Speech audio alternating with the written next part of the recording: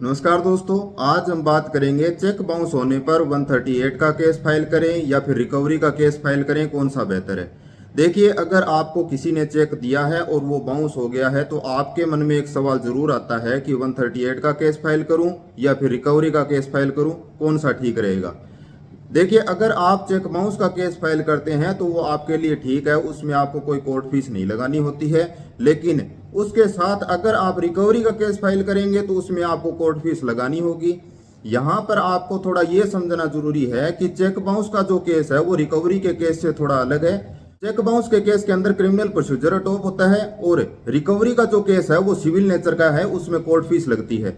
आपके लिए ज्यादा जरूरी ये है कि आप चेक बाउंस के केस के साथ साथ रिकवरी का केस भी फाइल करें। बहुत सारी परिस्थितियां ऐसी होती है कि लोग डबल डबल फीस पे नहीं कर पाते हैं, लेकिन अगर कैसे भी संभव हो तो आप दोनों के साथ में डालें। इसका बेनिफिट ये होगा कि अगर आपने किसी के खिलाफ चेक बाउंस का केस फाइल किया और बाई चांस उस व्यक्ति की डेथ हो जाती है तो जो चेक बाउंस का जो केस है वो वहीं पर खत्म हो जाएगा, लेकिन रिकवरी का केस चलता रहेगा।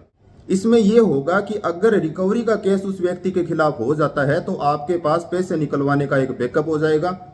और चेक बाउंस और रिकवरी के अंदर यही मेजर डिफरेंस है कि चेक बाउंस के अंदर आपको कोई कोर्ट फीस नहीं लगानी होती है, लेकिन रिकवरी के केस के अंदर आपको कोर्ट फीस लगानी होती है।